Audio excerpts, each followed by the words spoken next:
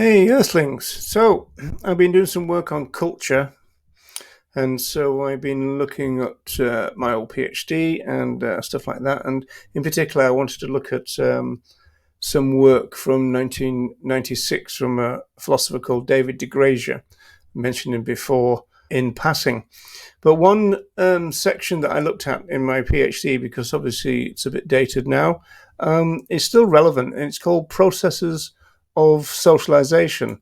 So I thought I'd just zip through that because it's very important that we understand the depth of socialization processes. They go on throughout life, for example. We talk about primary and secondary and adult socialization. These are important. The PhD said this about it, and I thought it was very relevant to modern day campaigning. Human beings are never entirely liberated from their past, and perhaps the most frequent experience of social life is the experience of being free and unfree at the same time. Furthermore, while some changes may seem to be attractive, in practice, they may be impossible to bring about. In respect to those cases in which change is actually possible, Bauman reminds his readers that the cost of change are exorbitant.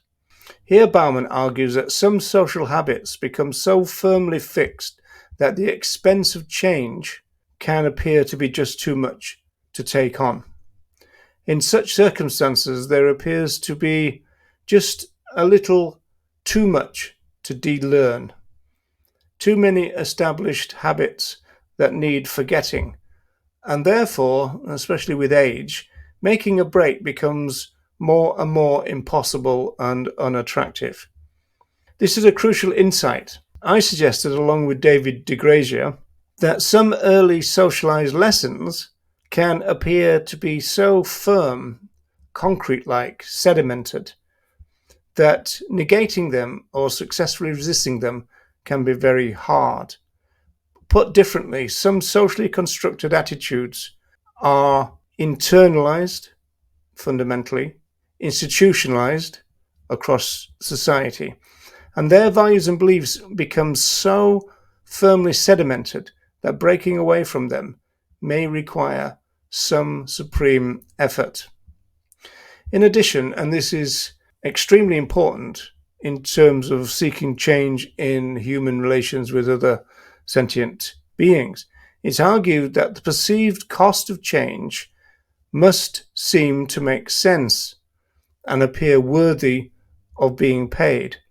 In terms of rejecting traditional attitudes about humans and other animals in any genuine animal rights sense, it means also struggling with the values of animal welfarism, especially the traditional sort. The social costs may appear to be very great indeed when we're asking people to change in terms of vegan values. Moreover, and again serving to underline the widespread prevalence of the ideology of animal welfare, the need to pay such a high cost may not immediately appear payable or needed. So this is why the vegan gets met with, well, why should I? What's wrong with free range, etc., etc.? Because animal welfarism is embedded into cultural speciesism.